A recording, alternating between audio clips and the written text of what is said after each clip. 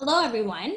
Welcome and good evening to tonight's event, Advocacy in Action, Advancing Gender Equity and Feminist Recovery in Canada. This is an online pan-Canadian discussion with our YWCA Canada movement. My name is Anjum Sultana, and I'm the National Director of Public Policy, Advocacy, and Strategic Communications at YWCA Canada.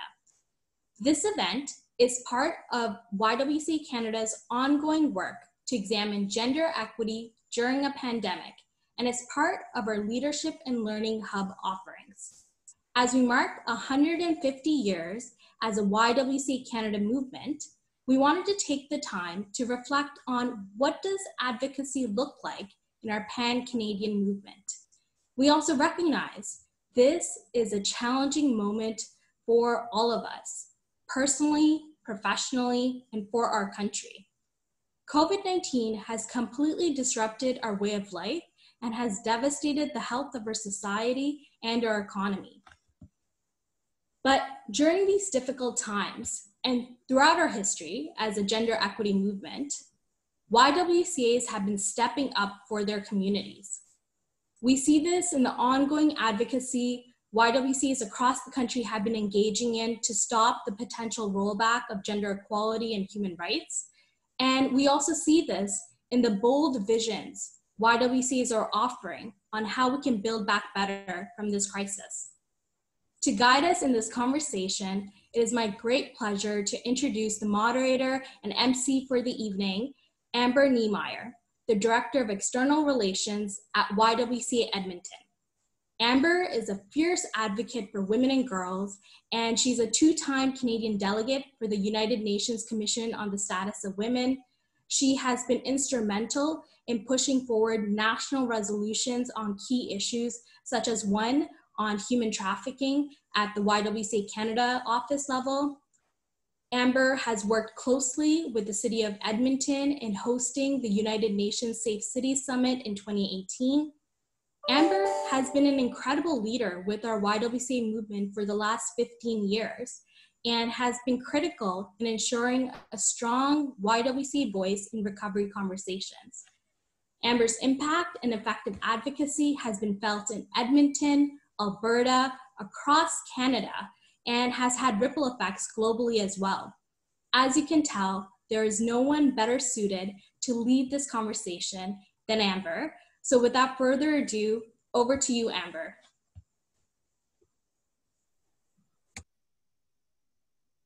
Thank you very much, Anjum, for that very kind introduction. I am thrilled to be here to lead this pan-Canadian discussion. As someone who has been with the movement for 15 years, I've seen firsthand the incredible work our YWCA Canada movement does from coast to coast to coast, and the power we have to advocate for systemic change.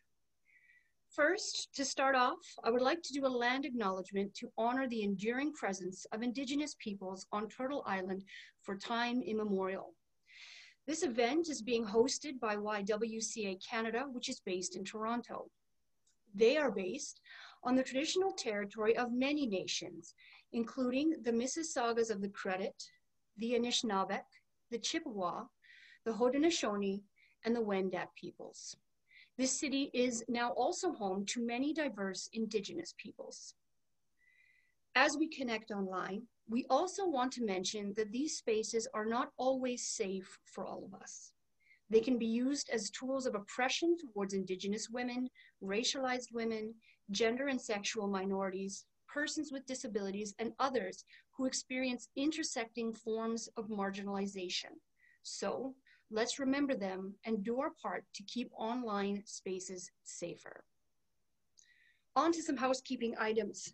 Today's event will begin with the keynote presentation by Jessica Ketwarru Green, an alumna of YWCA Canada's National Leadership Program.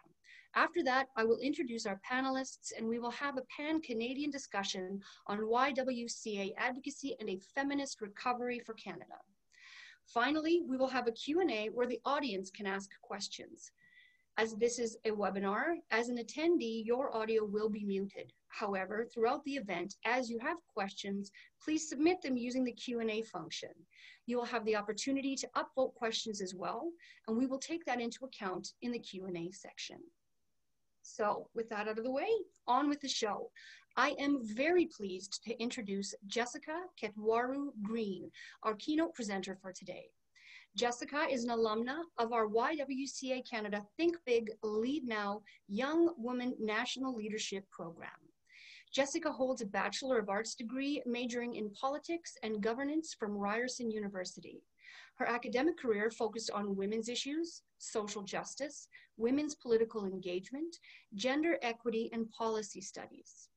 Throughout her career, Jessica has worked primarily in the nonprofit sector, coordinating programs on a personal mission to advance the social, political, and economic position of women in Canada. Through her work with the Women Abuse Council of Toronto, or Woman Act, Jessica is on a mission to reduce high-risk domestic violence in our community and communities across Canada through multidisciplinary action and policy change. Over to you, Jessica. Thank you, Amber. Much appreciated. Hello, everyone. My name is Jessica. I wanted to make a quick note on the territory that I am coming from. I'm coming from Treaty 13, which is similar to YWCA's territory. So I occupy the land of the Mississaugas of the New Credit River, the Anishinaabe, Chippewa, the Haudenosaunee, and the Wendat peoples. But it's also home to many diverse other nations, both First Nations, Inuit, and Métis peoples. So today I'm going to be chatting to you about getting involved in the gender equity movement, and I hopefully will give you a prescription of what I think you can do in your own personal life to be able to participate in the gender equity movement. So I'd like to start off by saying that I think that we're at an extremely pivotal point in gender equity history. One in which I think that the decisions that we make next and the actions that we do or do not take will determine how the generation that follows us will perceive us. But how do we want to be remembered? Do we want to be remembered as a generation that shied away from the opportunity to bring change, or do we want to be remembered as a generation that challenged the status quo and served as leaders in a wave of change? I say that we're at a pivotal point in gender equity history because we have the ears of those who have refused to see our humanity, see our problems, and hear our solutions, finally paying attention to the messages we've been screaming for years. Our decision makers, who are primarily white men, are listening, and they're listening in a way that they never have before. I implore each of you to recognize this moment, for it is not to be squandered. Our time is now. This is my moment. This is your moment. This is our moment. And take it as your signal, your sign, or your message from the universe that your voice matters. And you are an important part of moving the dial on gender equity in our lifetime. So this is the part where I'm going to tell you a little bit about how we're going to take down the patriarchy altogether. And I'm going to give you 5 steps. Nice and simple, 5 quick steps on how I think we can build back better. So before we even get to the steps, I'm going to talk about step 0, which is to educate yourself. Educate yourself on the issues and adopt an intersectional, anti-oppressive, trauma-informed framework of the understandings of gender equity. You need to be able to understand how different identities and social locations impact different marginalized groups, not just your own. For example, I experienced the world as a young Black woman. It could be easily argued that I understand what it is to be a Black woman in Canada, if you will. Now, I don't necessarily look it, but I'm also half South Asian, which has allowed me some understanding of what it is to be South Asian in Canada. But my external perceptions by outsiders make it so that I experience the world neither as a South Asian or a mixed race person, but as a Black woman, which means I need to learn, although it's a part of my identity, I still need to learn what it is to be South Asian in Canada. It's a very different experience. And by way of this logic, it should be applied to other marginalized groups. I implore you again to learn about other people's experiences in navigating our current society. This is where I'm going to encourage you also to seek secondary research. There is a world of literature that exists which explains the dynamics that I'm talking about, so intersectionality, anti-oppression, trauma-informed frameworks, and so forth. And so I want to ensure that you don't actually burden other marginalized groups with your inquisitive, although well-intentioned, wonderings about their experience of the world. Understand the terminology, history, and theory through your secondary research. Now you're probably wondering, okay, Jessica, but how do I then know when I've learned enough? And so I always like to say that a good measure to know when you have a sufficient amount of critical thinking is when you can identify different intersecting oppressions within situations. Most situations have multiple different intersecting oppressions.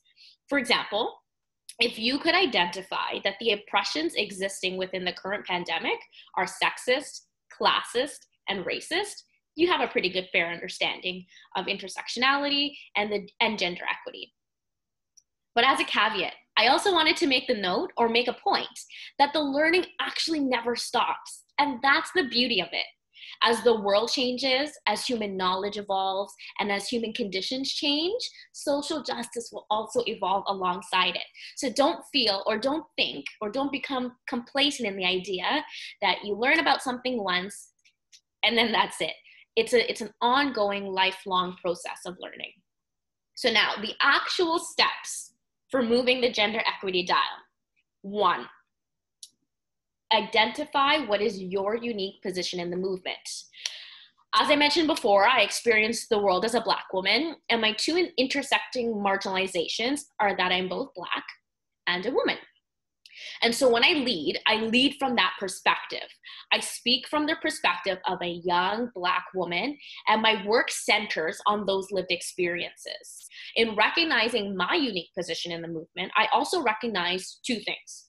1, I do not and cannot, and if you ask me, I don't think anybody really can, but speak on behalf of an entire population or entire community.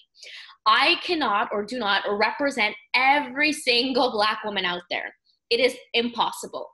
But what I can say is that I have a fair understanding of a generalized collective experience of Black womanhood. This generalized collective experience is supported by research. And what I mean is that the claims that I'm making on the experiences of Black womanhood are evidence to be supported by other Black women. So other Black women essentially feel similarly to my experiences or the experiences of Black womanhood to which I advocate on behalf of.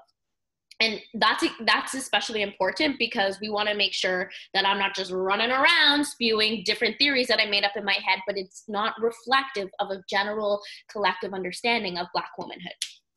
Secondly, I know when I do not speak on behalf of a community, and I know when I need to zip my mouth and be an ally. If I don't represent a group, I stand behind them as they lead. Being a part of a movement is knowing when it's your turn to lead and when it's your turn to follow. And I always say that if you don't feel represented by the group, your voice should not be front and center in the movement. Again, act as an ally. Step 2. See what's out there. What organizations are doing work that you're trying to tap into? I strongly encourage anyone who's looking to get involved in any capacity in social justice to tap into existing networks, leaders, organizing, collectives, whatever's out there. There is always strength in numbers. Collectives, organizations, both grassroots and formalized, have the resources to get your idea off the ground. So be strategic. Tap into it. Sometimes I actually critique the social profit or nonprofit sector, that there are too many organizations with the same mandate trying to accomplish the same goal. But we're not actually working together to do so, which blows my mind. So I'll use an analogy to illustrate my point. Imagine sitting on the 401 by yourself. Very boring. I almost fell asleep. You have all these cars moving in the same direction. You don't really know where anyone else is going. You know where you're going, but everyone's heading in the same direction. Now, imagine you're on a bus with a whole bunch of friends and you're all headed in the same direction. The journey of that bus ride is much more interesting, is much more engaging than if you're in a car by yourself.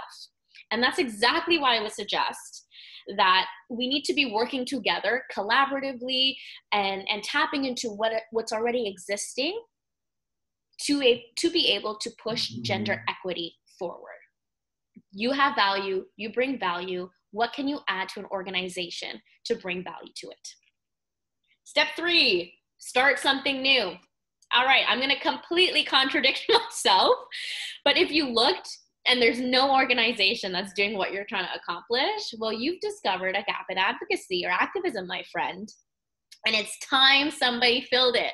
So start small. That is my first piece of advice. Start small. Get going on developing a project with a small team, with a small goal. I think sometimes often in small groups, there's lots of really big, great, fun ideas, which is fantastic. But sometimes we can get burdened or bogged down in our limited capacity, whether it be through human resources or whether it be through just financial support. So start small, start with some small wins, and then work your way up. Step 4, genuine connections. Networking is an important part of advocacy, let me tell you. And it's something that we don't talk about enough in our sector. I think there's this understanding in our sector that, oh, networking is for business people. Nah, networking is going to help you too. As aforementioned, there is strength in numbers. So if you make genuine connections with other advocates in the sector, when you want to get supporters to share or sign your petition, who are the first people you call? Well, after you call your parents, who do you call after that? The answer is your advocacy network, of course. Those are the people that you can lean on to support your work, and more importantly, support their work. You have to also be willing to advance the goals of others, not just your own. And this is what I mean by genuine connections. You don't just start sending out random LinkedIn invitations to a bunch of people with the word gender consultant in their title and never talk to them again. It's not a good strategy. What you want to do is build meaningful relationships with folks by chatting to them about their work and asking in what ways can you support them. Step 5, be unapologetically yourself. Some real advice. Doesn't matter how many degrees you have, what your work experience is, or your lived experience, people will always doubt your abilities. And I'm going to share with you a personal story. I've always felt that in my career, age, and particularly the fact that I look as though I'm in the 9th grade, has always been a barrier for me. Never mattered that I was the lead on a project or chairing a meeting, people always felt inclined to disrespect, dismiss me. Unfortunately, much of this disrespect has actually come from a lot of other women, older women, racialized women, you name it. And I say this because although folks who are in the social justice movement want to think and believe that we are the good people, the good ones, we wear the white hats, the truth of the matter is that we all perpetuate violence because we live in a violent society. I'll say that again. We all perpetuate violence because we live in a violent society. We have been conditioned from birth to behave with a particular set of norms. We don't come out the womb with our social justice frameworks. I mean, I wish we could, but science hasn't gotten that far yet. But because we're all subject to living in a violent society, we sometimes unintentionally or intentionally perpetuate violence. And so this is why I am now canceling cancel culture, to replace it with a process by which we are respectfully telling people where they have gone wrong and encourage change behavior. We will not perpetuate violence and isolation through the process of accountability. We have to allow people the space and opportunity for growth, because really we've all been there. At one point or another in our life, we've all messed up or made a slip up because, again, we don't come out of the womb with our social justice frameworks. And so the same respect that you would have wanted others to give you, you must also provide for others. Now, as I sat in my meetings feeling dismissed or had other people talk over me, the best course of action is always to recenter yourself in the mission. Recenter yourself in what you're striving for, and call people in. So we've canceled cancel culture, and we're replacing it with call in culture, where again, we're encouraging people to grow and learn from their mistakes. But the thing is that when you've tried your part to allow another human growth, but they continue to sabotage your own, be unapologetically yourself. We need leaders who refuse to be intimidated by others. We need leaders who continue to make bold statements through their words and their actions in the interest of a fairer society. And now when I see people dismissing me, I'll speak louder, or I'll use more boisterous language to break their stereotypes of what a young Black woman should look and sound like. I continue to be me. The world needs it, and that's really all that you can do. In closing, I wanted to note that our success in moving gender equity forward is through the 5 principles plus step 0 to be able to move the dial forward. So just remember, educate yourself, step 0. Find your unique position, see what's out there, start something new, make genuine connections, and be unapologetically yourself. If we were all to uptake each of these principles tonight, we would be one giant leap forward in the movement for gender equity. Thank you.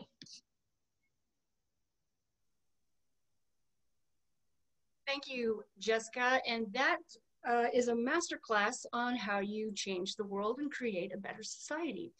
I was scribbling notes furiously there. I can't wait to unpack that further in the Q&A section. And on that note, everybody, I have no doubt that you have many questions about what you just heard. Please do submit questions into the Q&A box at the bottom of your screen, and we will add them for our discussion at the end of the panel discussion, which is coming up right now. And so, Jessica, I just want to say thank you very much. That was incredibly insightful, and you've set the stage for a brilliant conversation. I'd like to now introduce the rest of the panelists who will be joining Jessica in this Pan-Canadian discussion, and then we will move into the first of 3 rounds of discussion. To begin, we are glad to have Amy Yushka with us today, the Director of Communications and Advocacy at YWCA Metro Vancouver, who previously led digital engagement and organizations with organizations like the David Suzuki Foundation and the Minerva Foundation. She holds a master's in journalism from the University of British Columbia. Next, I'm happy to introduce Isabel Gillinay, the Director of Communications at YWCA du Montréal since 2012. She brings over 25 years of nonprofit expertise in communications to the movement. As a mother of 2 girls, Isabel is always thinking about the world we live in and how we can improve equity and create inclusion. Moving on to, I would like to introduce Jasmine Rezai, who is the Director of Advocacy and Communications at YWCA Toronto. She is a policy analyst and social activist with frontline housing experience. She is also a board member with Access Alliance Multicultural Health and Community Services, a community health center based in Toronto. Jasmine is committed to advancing racial justice, gender equity, and public health. Next up is Nesreen Ali. Nesreen is the Government Relations Manager for YWCA Calgary. Starting her life and career in Hamilton, Nesreen has used her skills in weaving intersectionality, lived experience, and public policy analysis to advance the well-being of equity-seeking groups across Canada. And now we have Peggy Chen, who is the co-chair of YWCA Canada's Young Women's Leadership and Engagement Committee, where she works with young women and non-binary youth across the national movement on mentorship, advocacy, and capacity building initiatives. Peggy is a board member of YWCA Canada and has been involved with the YWCA movement for 6 years. welcome to all of you. Thank you so much for joining us. I cannot wait to get some thoughts on the questions we have before us. And so I am just going to dive right in here. And again, the Q&A, if you have them, I see a couple of questions popping up in the dialogue box. Keep them coming and keep upvoting. So the round one of our discussion will be on advancing a feminist recovery across Canada. Jessica's presentation is a good starting point for talking about the gendered impacts of COVID-19 and understanding the nuances of our pan-Canadian movement, especially as we move towards recovery. Before we jump right in with our panelists, I'd like to give some time to invite Anjem to share a bit about YWCA Canada's Feminist Economic Recovery Plan, and then we'll go into conversation with the member associations represented here. So Anjem, sorry to put you on the spot, but let me ask you, what is National Office's plan and what has been the impact so far? Thanks so much. And truly, again, we've seen feminist recovery and just the work the YWCA has been doing from coast to coast to coast resonate. In July, the end of July, YWCA Canada, in partnership with the Institute for Gender and the Economy, put out a bold and ambitious plan for what recovery could look like through an intersectional feminist lens. And in it, there were 8 pillars and 27 recommendations. And what we offered was a starting point, a place where we could begin about what would be absolutely necessary in terms of the building blocks for a better future. So within the plan, first I wanted to mention, it is the first nationally focused plan of its kind in the world. We were inspired by the great work of the state of Hawaii in the US that put out the first feminist recovery plan in the world. And our plan looks at what could we do as a country. So at the core, it's many of the things Jessica spoke to around having an intersectional lens, because we know one size fits all approach is not going to work. People's realities and experiences across the country are different. And so we were really looking at Kimberly Crenshaw's work on intersectionality to help guide our thinking. Next, we talked about systemic racism. This has been something that has been part of what has been happening on this land for decades, if not centuries. And in that same time period, Black and Indigenous communities have told us exactly what we need to do. What are the recommendations? And so we echoed and amplified that existing work. We also talked a lot in our plan about the shadow pandemic. So how do we address gender-based violence? And within the plan, we also make many recommendations around the care economy, around decent jobs, and also around strengthening infrastructure. It was grounded in the work that our YWCAs do around housing, for example, and also the need for access to internet and clean water. I'll stop there, but this plan is a bold one, an ambitious one, but it's a starting point. And so what we've been really encouraged to see is how people across the country have taken it up. And in fact, we actually saw many recommendations we put forward in the throne speech that came out a couple weeks ago. So I'll leave it there, but I'm really excited to hear from our colleagues across the country around how we can make this words on a page a reality. Thank you so much, Anjem. And I know that we'll throw the link up to that full document there, and I strongly recommend everyone take a read through it. It is a brilliantly constructed document and has had tremendous influence, and now we just need to continue moving it to action. So I'm going to ask these questions of certain panelists for each of the discussion questions, and I'm going to give each panelist a maximum of 2 minutes. We've pre-discussed this, so if I start waving, they know, and I'm just kind of giving them a 10-second warning here on timing, just so we can make sure everyone has their voice heard and we get through all these questions and have some time for questions from the audience towards the end. So let's go from west to east to begin with, and let's start with Amy. Amy, what does feminist recovery look like for your YWCA in Metro Vancouver, especially as your province goes to the polls on October 24th? Tell us about some of the work you've been doing and the response you've been receiving. Thanks, Amber, and hi everybody. I'm tuning in today from the unceded and ancestral lands of the Coast Salish peoples, including the Musqueam, Squamish, and Tsleil-Waututh nations. I'm a settler here in North Vancouver, and my pronouns are she and her. And yeah, it's definitely an interesting time right now. You know, I think for us in BC, what we really want to see is the government make some significant public investments to address, you know, so many of the challenges that we know women were experiencing before COVID-19. So for us in BC, you know, in 2017, we started building a public system of childcare. So it's really, really important for us to keep momentum behind this work, get more women back to work. So childcare is certainly important. You know, housing is another really big issue in Vancouver and beyond. We've been in a housing crisis for decades now.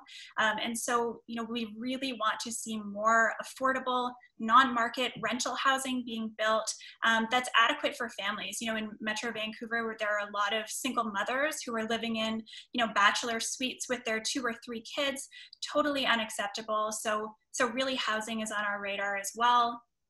Affordability is a huge issue in Metro Vancouver and in BC, like across Canada in many places.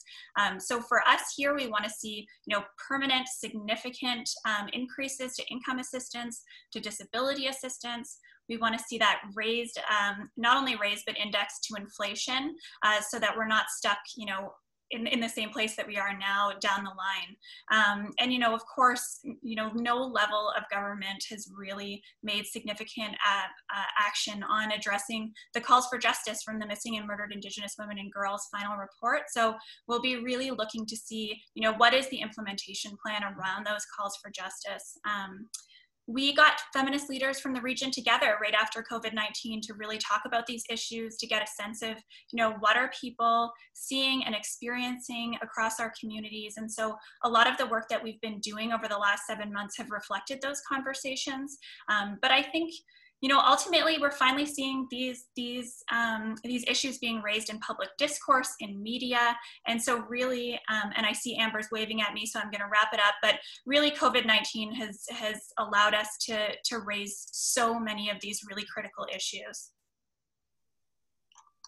Thank you, Amy. This is gonna be tough for me because I just wanna let everybody, I just wanna keep listening to all the wonderful work that everybody's doing. So everyone forgive me, I'm gonna be the least favorite person on this call. Nesreen, I'd like to go to you next. You and I have been working quite closely over the last few months on a YWCA recovery plan for Alberta. Can I ask you to speak and share about what that work has looked like and some of the nuances of advocacy in Alberta?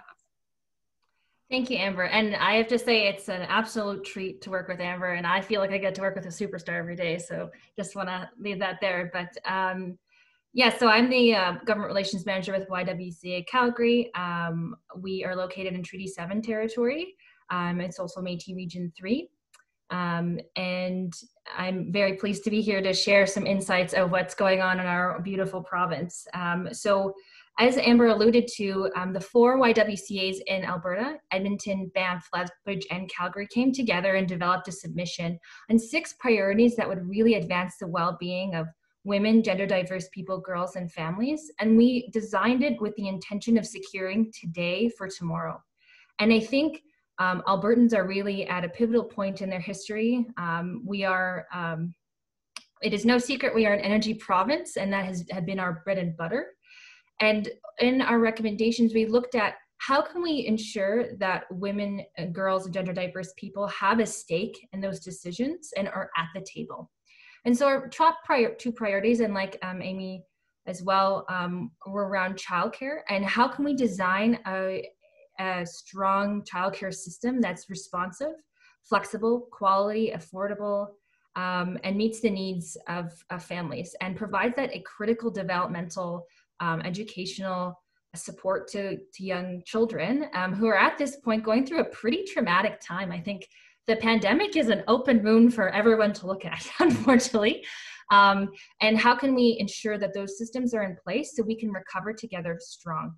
The second recommendation, which I think is something that there's quite a bit of support for across civil society and the business sector and government, is how can women be attracted to and retained in the STEM fields? So how can we get young girls and gender diverse folks interested in STEM, science, technology, engineering, and math, and then have a more sustainable career that is not as susceptible to economic shocks like the one that has been impacted by the pandemic?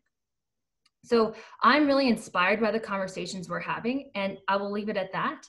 But I look forward to a new day where our recommendations become live, and I think we're just on the precipice of that. Thank you, Nesreen, and don't let her fool you. She's always the one doing the heavy lifting on this stuff.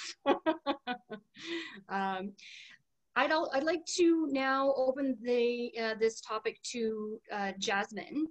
What does a feminist recovery conversation look like in your city and your province? For 2 minutes, please. Hi, Amber. Thanks for having me. It's such a pleasure to be with all these amazing leaders across the country. My name is Jasmine. I'm the Director of Advocacy and Communications at YWCA Toronto. My pronouns are she and her. YWCA Toronto operates on the traditional territory of the Huron-Wendat and Petun First Nations, the Seneca, and the Mississaugas of the Credit First Nations. So we are a very large member association. We offer more than 30 programs across 12 locations in the city. And advocacy is a big component of what we do. We have a long and rich track record of advocating for an intersectional gender lens to be applied to all budgetary decisions and government processes. We were involved last year with helping create a gender equity office at the City of Toronto. We depute every year during the municipal budget cycle, calling for enhanced investments in the infrastructure and programmatic supports that help women and girls in our city. We do a lot of advocacy and government relations work at the provincial level around poverty reduction, income security reform, racial justice, affordable housing, women's employment, and more recently around the restructuring of employment in Ontario. And we're really trying to raise the issues that impact all residents, but focusing on that gender lens and the differential impacts on diverse groups of women and girls. And for us, feminist recovery really means about, for example, securing funding for girls' leadership programs, because right now those programs aren't being funded. It means working with coalition partners to continuously bring up the issues around childcare and the need for greater provincial investment in the childcare system. And it means working with city and the province and other stakeholders to create deeply affordable housing for the residents of Toronto. And we really work with our allies and other partners and other women-specific organizations to raise issues, to change policies, and to advocate for justice. Nailed it. Good job on the timing there, Jasmine.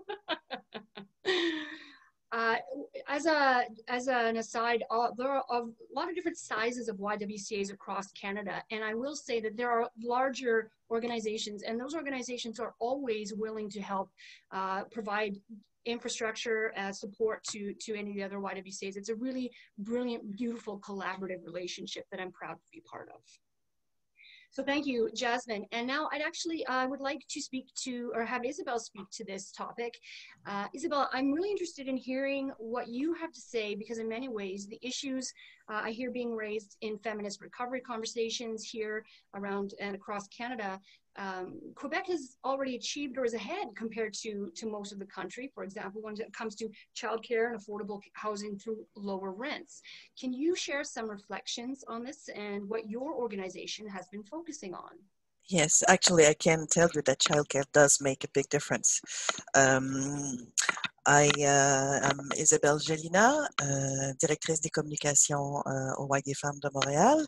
I have no number of treaty to give you on the land we are in because it's an unceded land, and we gratefully acknowledge the traditional keepers of this land, which are the Kanien'kehá:ka and the Anishinaabe nations.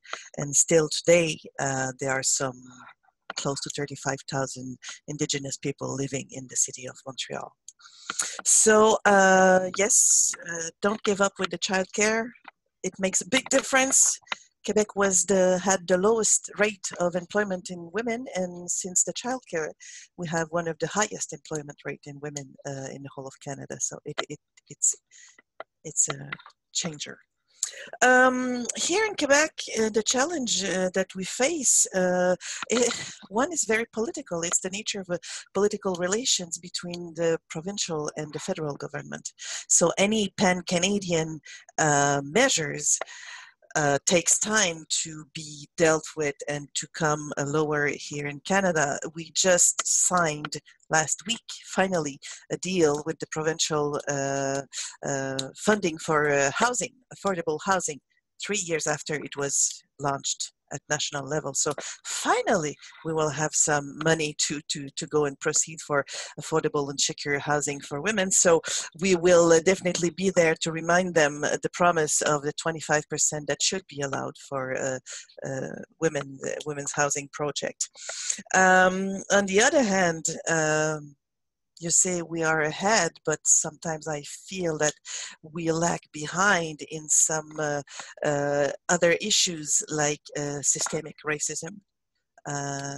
We are facing a huge crisis here now with the most horrifying death of Joyce Ishnakwan, and the refusal of the government to acknowledge that there is systemic racism. So there's a lot to be done on that aspect. And but fortunately also we have good deals with in Montreal with our mayor. She's a feminist, so it will be helpful. And we are again facing, just as in Vancouver, the affordable housing crisis, very huge. We are coming there too. It's not fun. So we will work on that. Thank you, Isabel. Yes, so in that first round, there's some pretty consistent focus for the advocacy work across Canada: childcare, housing, income stability and security, racial justice, and just gender equity. Like we still got a ways to go there. So I will say that 3 years ago, Isabel, you note that the housing funding that was announced, there's a $40 billion housing fund announced by the federal government, and YWCA Canada, this was my sort of first moment where all YWCAs got together, got one message, and that message was crystal clear, and it was that 25% of that $40 billion is dedicated to housing specific to women and girls. And we all delivered exactly that same message to as many people we could. And when the Prime Minister spoke and announced that, that language was exactly taken verbatim from our ask. So we can make change. That is huge change, and that will be a game changer for so many women and girls. So thank you very much. That concludes the first round of discussion. I would like, though, just to open it up to any of the other panelists who felt very passionate that they wanted to speak to this topic, but that didn't get an opportunity. Please put your hand up while I slowly scooch over and check my notes for the next topic. All right, okay, let's go to round two. Round two is around being more inclusive and equitable in our advocacy. And as we open this round, I would like to bring in Peggy Chen. As a board member with YWCA Canada and as a co-chair of the Young Women's Leadership and Engagement Committee, you have a bird's eye nationwide view on YWCA advocacy and young women's engagement. COVID-19 has forced us to innovate, pivot, and think more deeply about the current state of affairs. It's also pushed us to disrupt a status quo that wasn't working for many of the communities we serve. It made us think about how we can build a more inclusive society moving forward. It's also made us reflect on our current models of advocacy and leadership. So in that vein, Peggy, how do we make our advocacy and leadership more inclusive, just, and equitable? What does it mean? And how do we do it? Thank you, Amber, and hello, everyone. My name is Peggy Chen, and my pronouns are she, her. I'm calling in today from Vancouver in British Columbia, which is on the unceded and traditional territories of the Coast Salish peoples, the Squamish, the Tsleil-Waututh, and the Musqueam nations. So to tie this question into my work, I'd first like to share a little bit about the goals of YWCA Canada's Young Women's Leadership and Engagement Committee, also known as the YWLEC, which I have the privilege of co-leading. Some key points for the YWLEC are: 1, to effectively share power, and 2, to have young women as leaders, decision makers, and equals of an inclusive YWCA movement. And so these points come to mind when we talk about innovating and advancing gender equity, because I think it's important we recognize who is not in the room when it comes to decision making and who holds or who doesn't hold power. We talk about pushing the status quo for communities we serve, but how many of these community members are represented or heard when we talk about new ideas? In organizations, many times it's young people, it's young women, racialized women who are left out of these conversations, even though research has shown us that this pandemic has disproportionately affected these community groups. So how do we change this, and what does it look like, and how do we get there? It's a very big question, but I thought of some examples. It might look like creating mentorship programs that emphasize intergenerational learning and knowledge exchange. It might look like creating intentional hiring practices that equalize lived experiences and professional experiences. It might look like accepting and working with those who speak out about issues in the workplace rather than punishing them. All to say that we need to reimagine the traditional systems that uphold racism, ageism, and other forms of discrimination, because they create barriers for equity-seeking groups to be heard and represented in leadership and decision-making areas. So I think once we start breaking down these barriers, that is when we start to truly move towards advocacy and leadership that allows us to share power and is truly representative of the communities we find belonging in and the communities that we serve in our work. Brilliantly said. Thank you very much, Peggy. Excellent words. It's just such a pleasure to listen to everyone here speaking. I'd like to ask the same question of Jessica. I'd like to know your thoughts on this topic. You alluded to some of this in your keynote, but would you like to expand a little bit? Happy to. And I think my take on this is that we have this idea that a single person will come and save us and end all of gender inequality or gender inequity. And we see this play out within the sector because there's this unspoken competitive complex between people and organizations, which I think is natural in a lot of sectors. But this complex actually comes from the idea that there isn't room for all of us, only one of us. And while I think that this couldn't be any further from the truth, this understanding actually stems from Euro-Western ideologies of the hero complex, in which there's a single lead hero who is often male, which would save all of humanity. And there are two prominent examples I can think of, like Hercules is one, but also Jesus. That's like a huge figurehead that saved all of humanity. And so we see this understanding and this theory sort of play out even in the nonprofit sector. And it seeped its way into advocacy spaces. And we recognize leadership as a singular word, as a leader, one.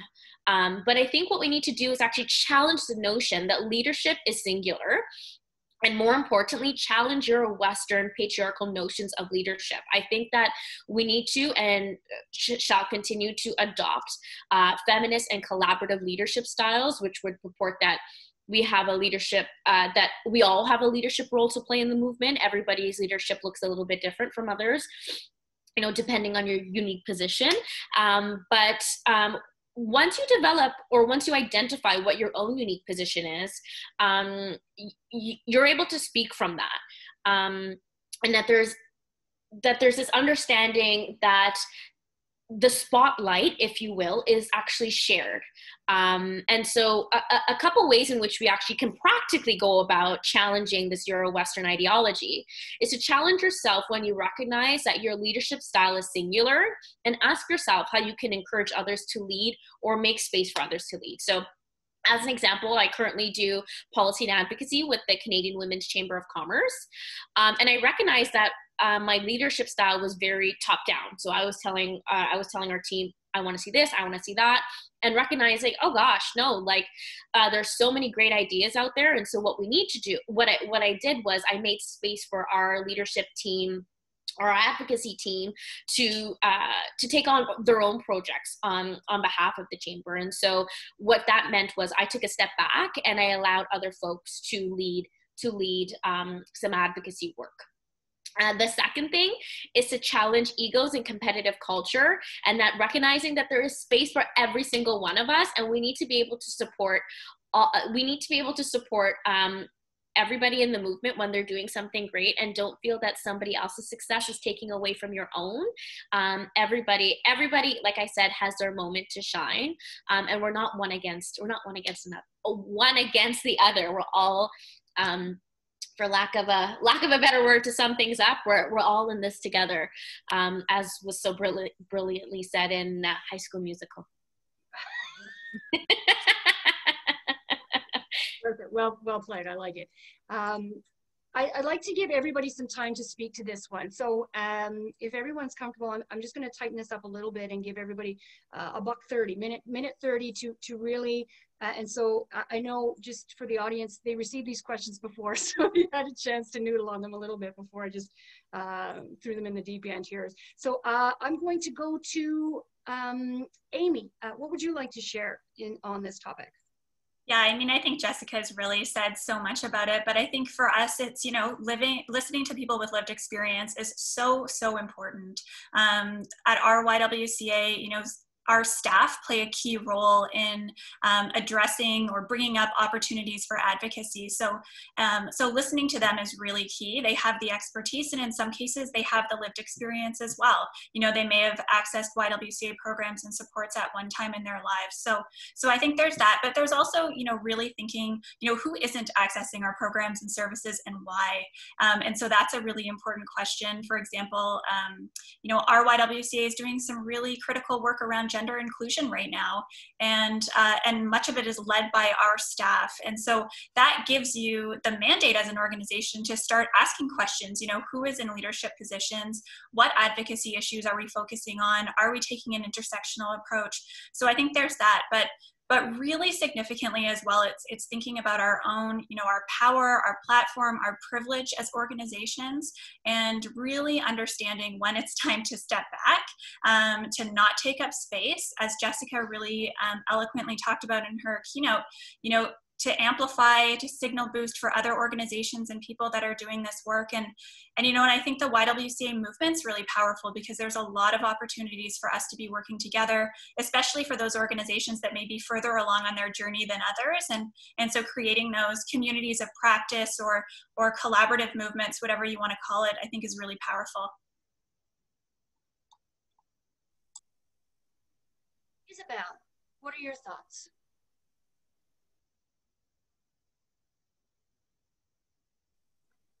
Now it worked.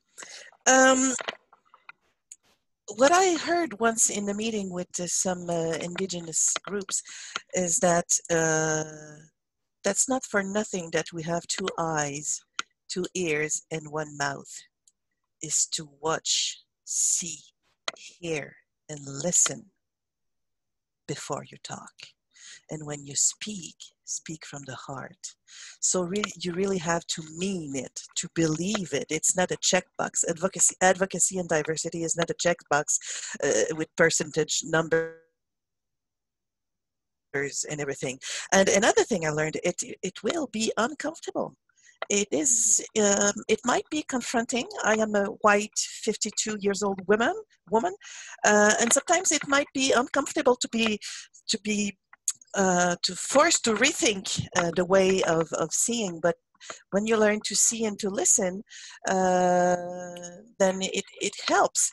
And also something that I might be maybe too much philosophical, but it's also to learn to say for very basic things, I was wrong, I'm sorry, I don't know, and I need help.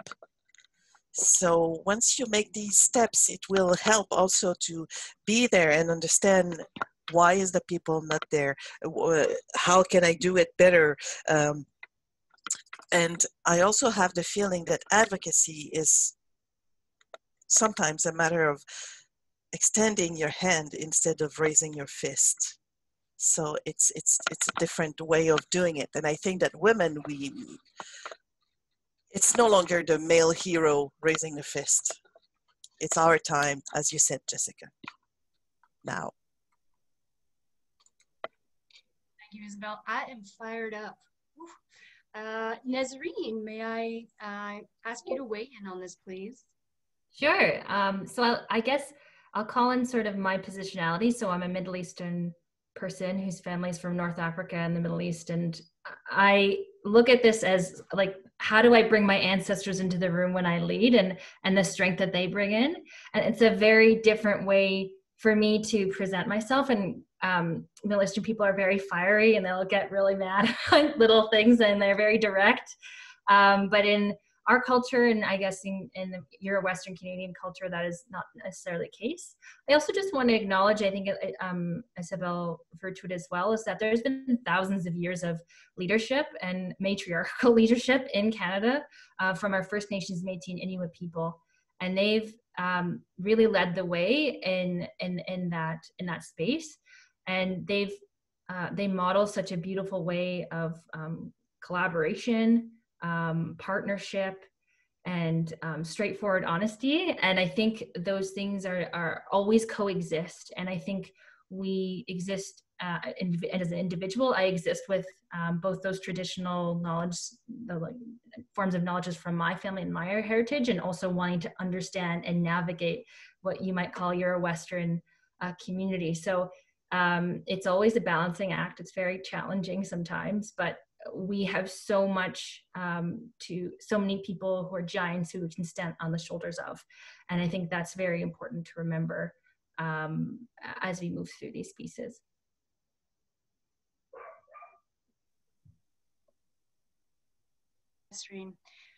Jasmine, may I get your thoughts on this? I don't know if I have anything to add. I'm just reflecting on everything that everyone has shared, and I think everyone makes some really excellent points. You know, I think everyone is an advocate, but not everyone has the time to engage in advocacy. So those of us who are employed as advocates in a professional capacity, such as myself, who have the privilege of getting paid to do this work, I think it is our responsibility to be accountable and to reduce barriers to advocacy, engagement, and facilitate the carving out of spaces where we meet women where they're at. So whether it's in the community, in our programs, in the workplace, online, as much as possible, so we can try to understand how policies are impacting different communities of women, and bring these issues back to policymakers, and, you know, facilitate these feedback loops. You know, and you know, advocacy is about speaking truth to power, and it is about co-creating power, because we're all powerful. I think our society creates barriers and creates structures of oppression, but we're all born powerful. I believe in that inherent power, in ancestral power, in the power of traditional learnings and teachings. Yeah, for me, I think that my advocacy is really married with, you know, anti-war perspective, anti-capitalist perspective, anti-turf, you know, it's pro-choice, it's anti-racist. So that, I think, has historically, maybe our feminism, if you think of it as a movement, hasn't always been really good on these points. And so I think that intersectionality and thinking about the ways that we can bring in all the different perspectives and unite our struggles and create a common front, I think that's really important. Excellent. Again, I continue to take notes as you're talking. I'm regretting my role as moderator here, because I just want to like just be listening and not watching the timer as much. But I've absorbed a lot of the words and some of the consistencies around that, having the courage, having that humility, the fact that we all have power, that real desire to learn and listen, you know, use our eyes and our ears before our mouths. It's just, it's important. And sometimes it seems so fundamental, you think everybody should just know these things. But when they're put in front of you by brilliant people in concise and clear ways, I think it really refocuses how we look at the world. And that's why I'm so pleased to have you sharing these messages out here today. I'd like to now talk to, whenever we have sessions like this, the question I always ask what does our audience need?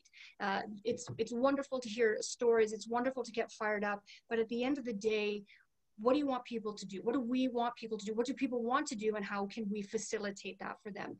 Jessica, you essentially gave us step-by-step instructions on how to change the world, and I wrote them down, so I won't forget, and we will share them with everyone. However, I have no doubt that there's a little bit deeper conversation to be had here around how do we all get started?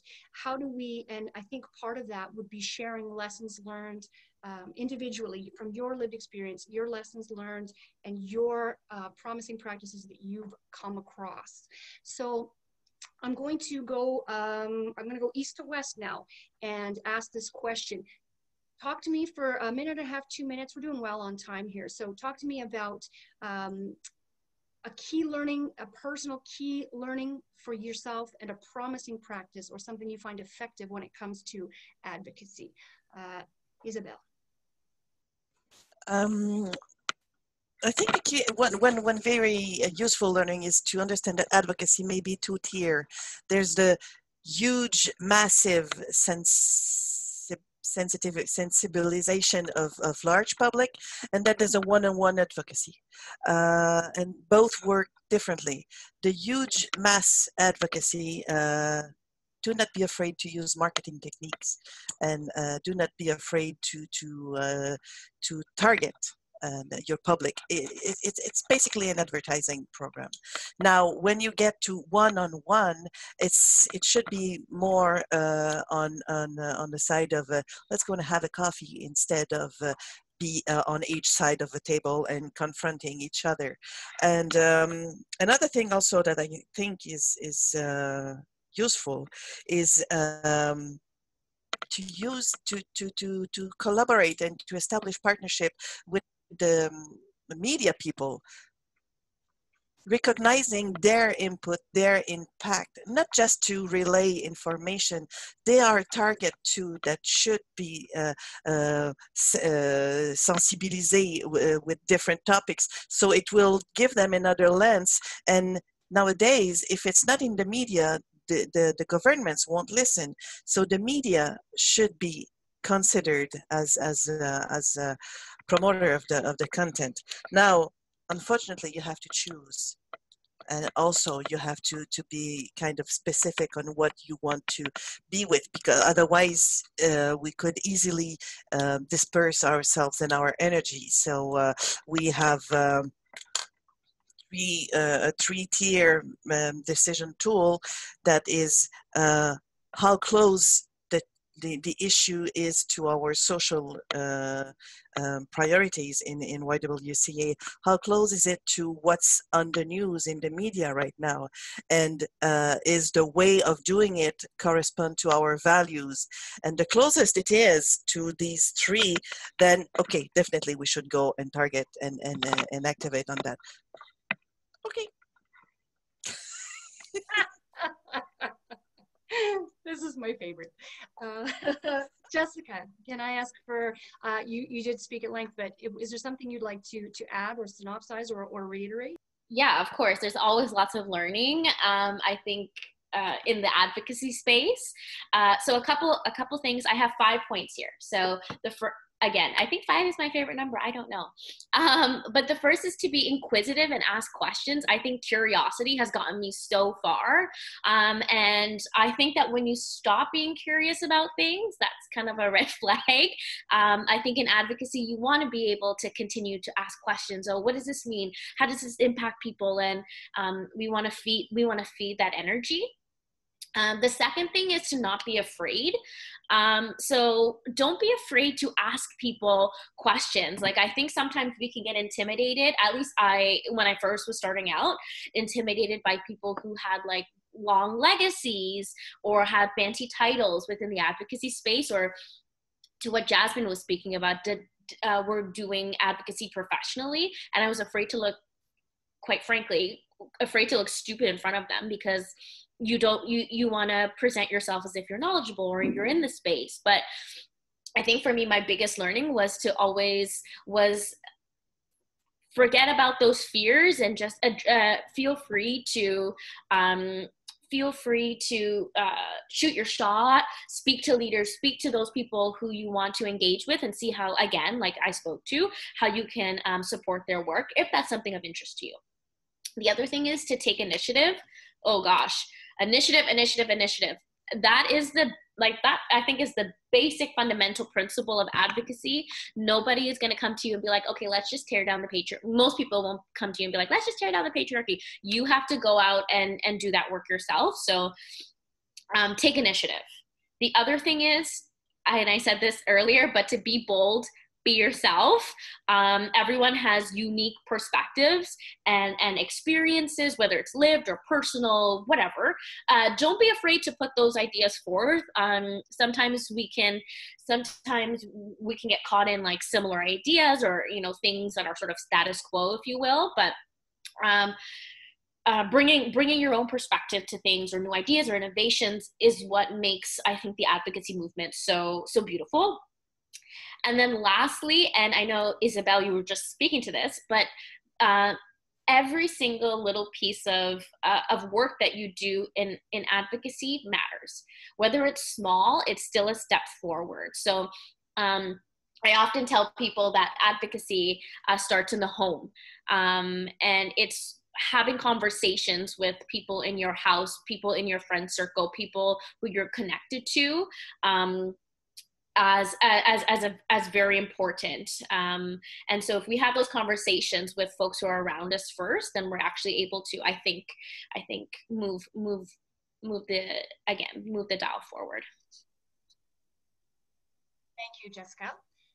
Yes, I think 5 is your favorite number. It's my favorite number for you, at any rate. So let's go now to Jasmine. Can I ask for your thoughts on this? Yeah, I think a personal key learning, and I wrote this down because it was the first thought that came to my head, is that it's fun to be a shit disturber.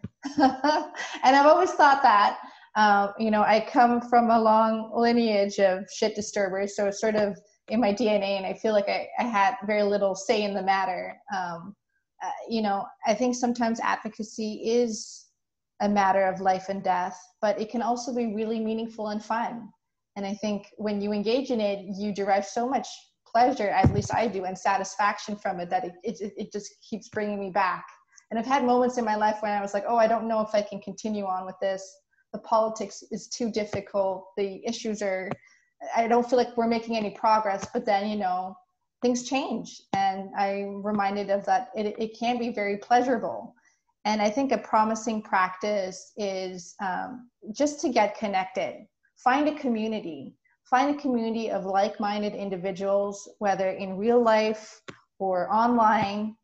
There are options today. We didn't have these options in the past. And find people that really speak to some truth in you, and figure out a way to get involved. And, your voice matters.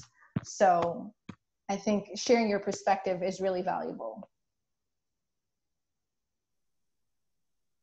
Thank you, Jasmine. My dear friend and mentor, and who many of you may know, Jackie Ford, who was the previous CEO for YWCA Edmonton, taught me a valuable lesson, and that is, and I quote, "If you're not pissing somebody off, you're not doing your job, Amber." I was like, okay, all right, I guess I'll go to that meeting then. Next up, I'd like to hear Nazarine's thoughts on this. Well, I think my favorite number is 3, so there's a throwdown there, I think, gonna happen. So, okay, so 3 things.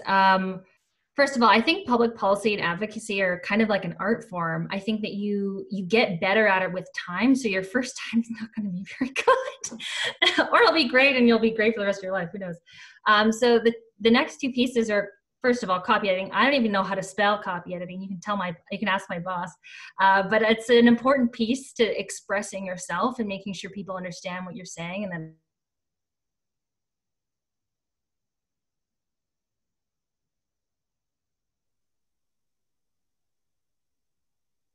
Nazarene, you're frozen. Can you hear us?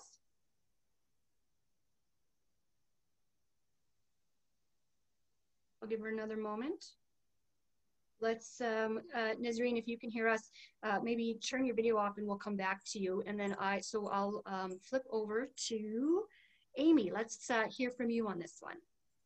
I will take over from where Nesreen left off. I think, yeah, it's a great question. I love hearing everybody else's perspectives on this. So for us at our YWCA, you know, we have to think about where do we have expertise and where can we really make a difference? And I think that it's really, you know, there are so many really critical issues that need to be addressed that it's really easy to kind of have that mission creep come in, that scope creep come in, which is similar to what Isabel talked about. So for us, we have a few key questions that we ask ourselves. You know, it's got to be grounded in our mission and vision. What are we trying to achieve as an organization?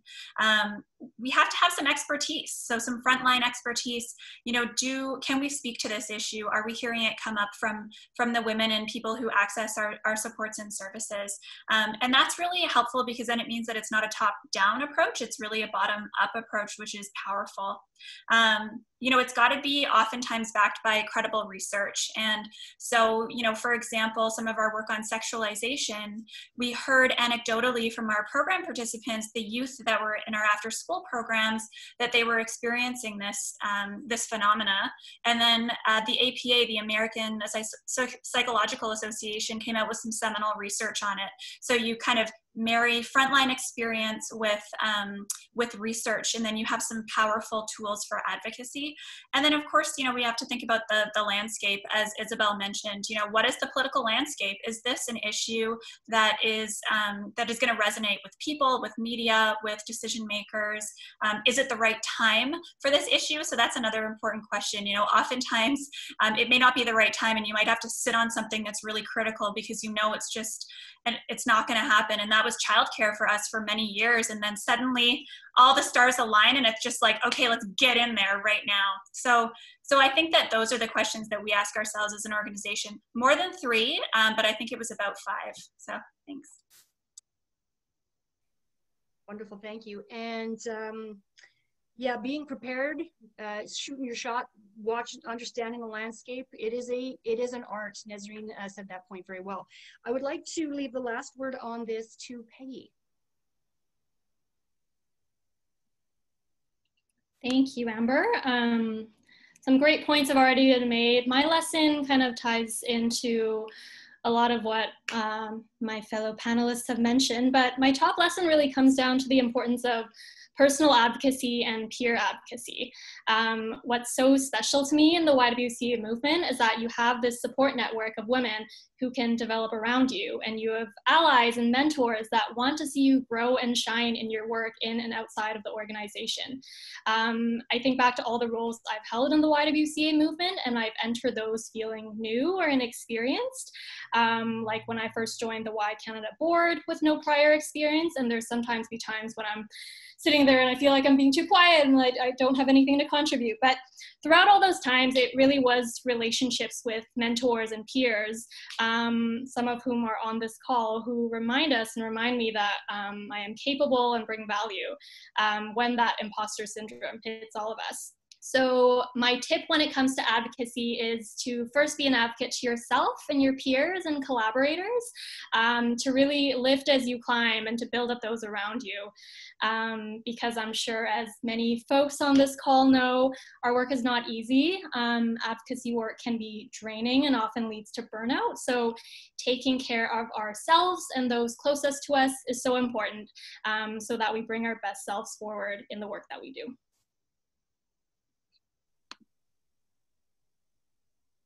Lift as you climb. That is brilliant, and one of those things I think we can all take forward with us. This, again, I like pulling themes out of such a rich discussion here, and that authenticity, I think, keeps coming up as well. That does this align with who we are, what we're doing, and with what else is happening in the community? And I think that one of the keys to effective advocacy is also, as you say, Peggy, starting with your personal and your peer groups, and then almost testing it out and then flowing it out so that you also know that you're speaking with that authority. Absolutely brilliant. Nesreen is still trying to rejoin us, so when she does, I'll certainly, and let's see if she's connecting to audio. I'd like to let her finish her thought there if she doesn't feel too flustered by just diving back into the conversation. Nesreen, can you hear us? I can. Welcome back. Welcome back. I did want to let you finish your thought here because it was a good one around what we can do around advocacy. You were speaking about not being afraid to fail, and then your mic had cut off. Oh, see, it's like, exactly. This is such a good example. I feel like every time I've worked on a public policy issue, you always prepare for the outcome to be the right thing, but sometimes things don't work out like you expected them to. So I think every time you go towards something like a significant meeting or an event, in my head, I'm telling myself it's practicing for the real thing. So no matter win, lose, or draw, you've actually just built your capacity instead of assuming that you failed at something. You're just practicing for the real thing. And you're refining that tool and that you have for advocacy and public policy and context and understanding things to really zero in on what I think is the jewel of all of this, which is timing. So then that's well out of anyone's control. So yeah, I'll leave that there, but thank you for letting me finish my thought. You actually inadvertently tied brilliantly into Amy's speaking. Like, it was flawless. It was like you never left. Nailed it. Good job. That concludes this formal, those 3 rounds of discussion and topics. Before we move into the Q&A, we do have a number of questions in the chat. Were there any final thoughts that any of the panelists would like to have on this last topic? I will say that I humiliated myself on national television during a federal election because I had courage and wasn't afraid to fail, and holy smokes did I fail. But this movement, instead of saying, whoosh, you really blew that, they just said, well, we're prepared. We'll make sure you're prepared next time. That was the very first foray I had into advocacy work. So sometimes I'm surprised I'm here today. I think one of our the toughest challenge to face is this fake feeling that equality has been achieved. So sometimes it's difficult to go and make advocacy on equality. That's why we need so much the gender-based approach to show that it is not achieved anywhere. Very well said, Isabel. And, you know, research, facts, statistics, business cases, making the case are all part of fighting that argument, which it's crazy that we're still here. And the only thing that's going to move that needle is passion from the collective and facts, stone cold facts. You know what I found also, I'm sorry, I'm just jumping in, but very concrete examples to support those stats. What does it mean when you're a single mother at home? And, you know, give very, very concrete examples, and not to forget that the people that we are speaking with at high level making decisions, they're not infused by all knowledge of everything facing gender equality. So it helps to accompany them and to walk with them in their learning curve, and to encourage them to learn and not to think that they're against us. I don't think they're against us. Sometimes they just don't know. Absolutely. Again, really very well said. Let's open it up to some questions. We have some very interesting questions in the chat, and team, we didn't actually talk about how we were going to do this one. I propose that I ask the question and then just shut up and see who chimes in, and then at some point I might point out a person just because I'd like to hear their perspective on it. If that doesn't work for everybody, please somebody unmute their mic and tell me it's a problem. while I'm reading the first question. Okay, hearing no dissent there, I will ask the first question, which is fascinating. Can you talk about the nonprofit industrial complex and how dominant nonprofit organizations limit growth of racialized feminist organizations?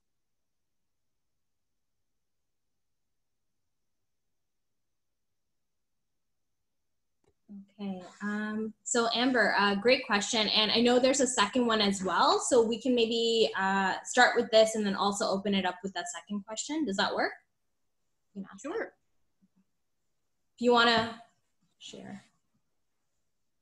So the, Anjem, is your idea that I want me to ask that second question and let people think about the first one? Great, sure, no problem. Let's go with the second question, which is, as you've highlighted, women have shouldered so much of the care burden during this pandemic, with the very real concern that a second wave could come sooner rather than later. How can we work to effect immediate change to ensure all women are being considered as part of the recovery process? Great. So the first question is a very important one, and I think Jessica alluded to this in her opening remarks. Around competition has started to be built into the work that we do as nonprofits, as charities, as people in the social impact sector, because of the limitations around funding, around what funders ask us, around that competition for resources, so we can create that systemic change. I think part of it is, I think about what Isabel talked about in our conversations today about true relationship building. And Jessica pointed to this as well.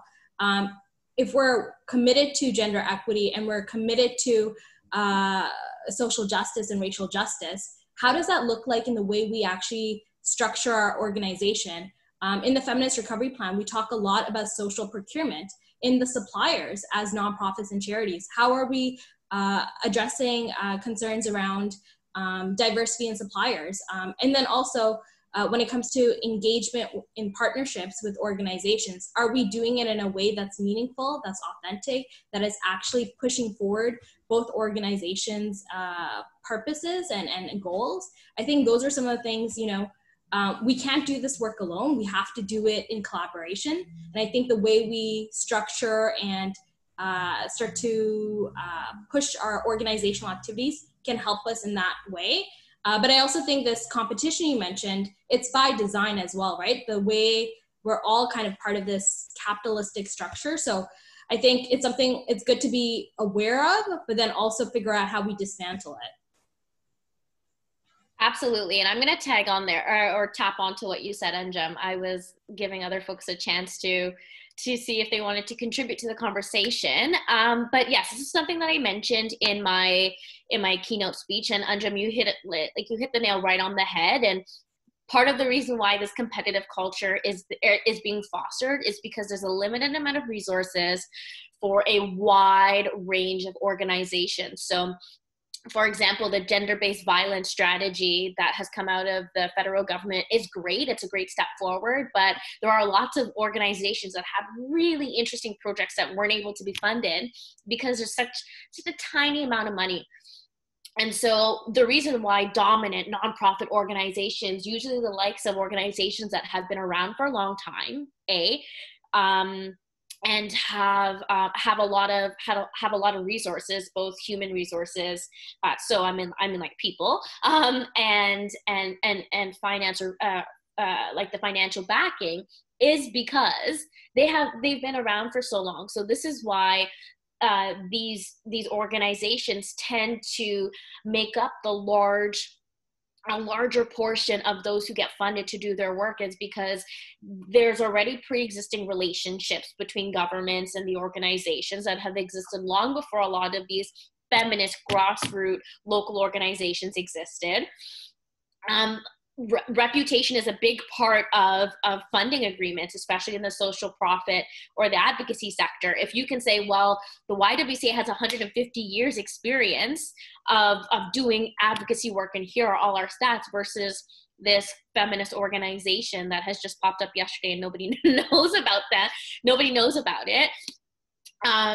this is why we have larger organizations who are often receiving a majority of the funding, which isn't necessarily a bad thing, but we've seen, like, for example, YWCA Canada has reached out to smaller, more localized, grassroots, if you will,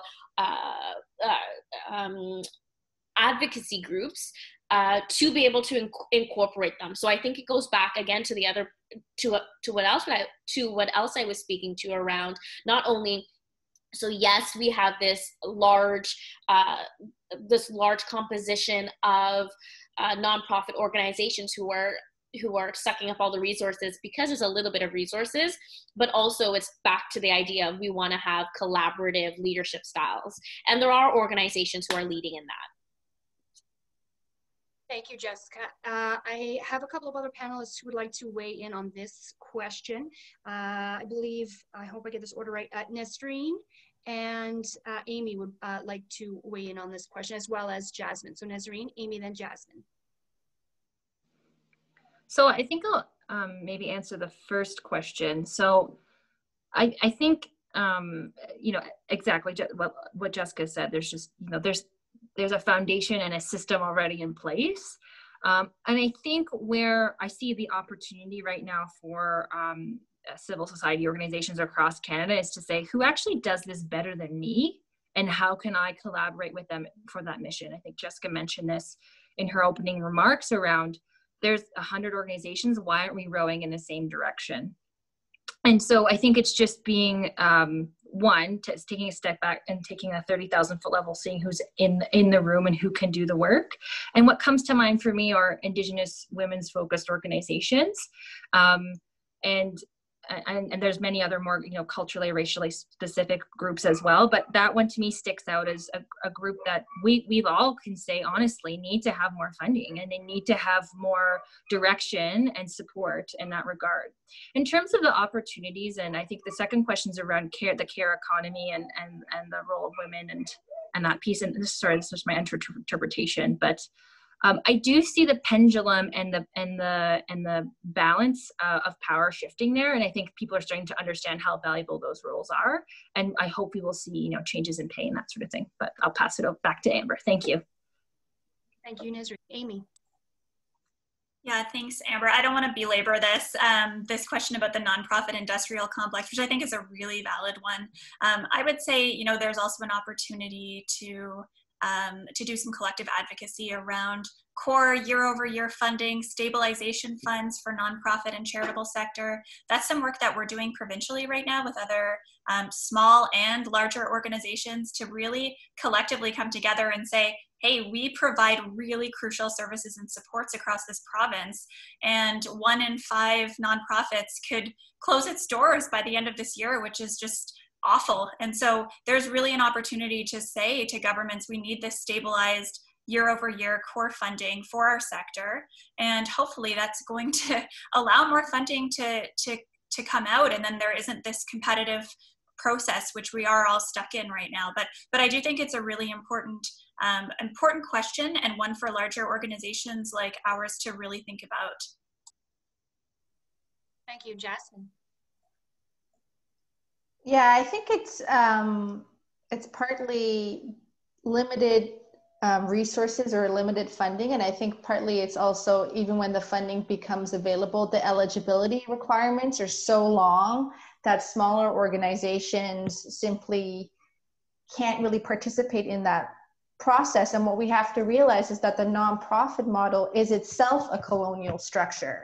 The way that the board is structured and who it reports to and all of that is very much steeped in colonialism. And so, yeah, we are part of that system. And I think for us at YWCA Toronto, we're going through a strategic planning process right now. And we're thinking of, in terms of our outreach, for example, we do a lot of work around gun violence. We sit at a table with much smaller organizations, and we're trying to understand, what is our role in this? How can we support and let others lead? And to really, as others have said, think critically about some of these funding opportunities, and not always say go, go, go, but also think about how can we partner up, collaborate, and employ kind of different kinds of governance structures so that together we can respond to the needs of the communities better. And I think that is work that we all need to do, and we need to do it more often, and we need to do it more fulsomely. Very well said. All, again, excellent points and lots to think about. There are a number of questions in the chat, and I am determined to be respectful of people's time. And so I think what I'd like to do is allow Anjem to wrap us up here today, but I'd like to be able to have some people who have those questions in the chat, and they're brilliant, beautiful, thoughtful questions that we could have a whole nother panel about.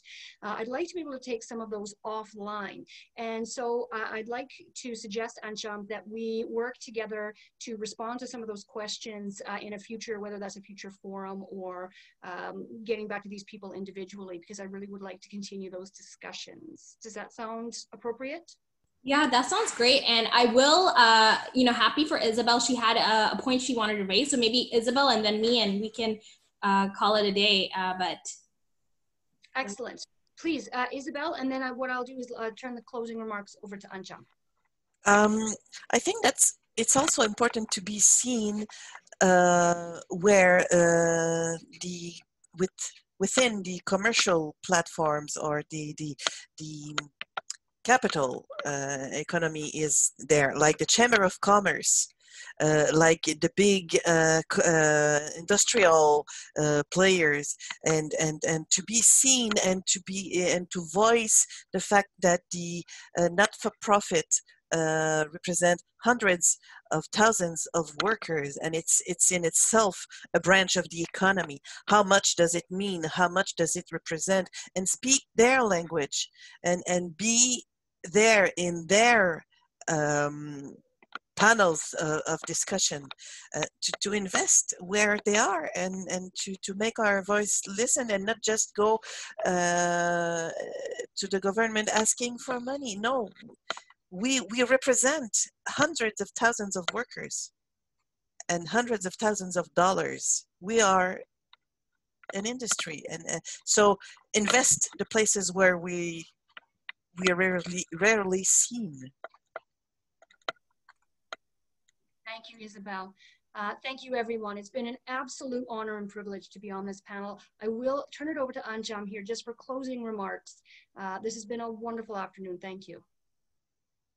Well, I am speechless. I have nothing to say because this has been such an incredible, incredible session. Thank you to all the incredible panelists for sharing your insights, your lessons. And Amy, thank you for sharing a great video of your dog right now. I want to say thank you so much to Amber for brilliantly moderating this session. When I was saying in the beginning, there's no one else who could lead this conversation. I think we have all seen how true that is. Amber, you have been incredible. And I think, the leadership you've shown, not only today, but even in the work that you've been doing in the movement over the last number of years, is something I've taken a lot of lessons from. And I'm excited that we get to continue to do this work. And to all the brilliant people from across our movement, thank you, Jessica. Thank you, all of the incredible YWCA colleagues. I think this is the strength of our movement, this pan-Canadian perspective. And what I'm really heartened by is that we can all lean on each other, grow together. And I think someone said it earlier today, lift each other as we grow and do this work. So thank you so much. Tonight would not have been possible without the incredible YWCA Canada team. I want to say big thank you to Priscilla Kalfas, Rain Lillefeld, Natasha Stevens, Adele Berzbita, and the entire YWCA Canada team. They have been working very hard to create this opportunity for all of us to learn. I don't think we've ever had this many YWCAs across this many time zones together. So it's to the incredible team that has been working behind the scenes to make this possible. So thank you. And finally, to all of our viewers, I've never seen this many Q&As appear so quickly as people have been talking and discussing, and such thoughtful questions. So thank you for spending your time with us. We hope it was valuable, and we can't wait to see you at the next event. So with that, stay safe, And we hope you have a lovely evening, and we look forward to future conversations with our incredible Pan-Canadian movement. Thank you again. Thanks, everybody.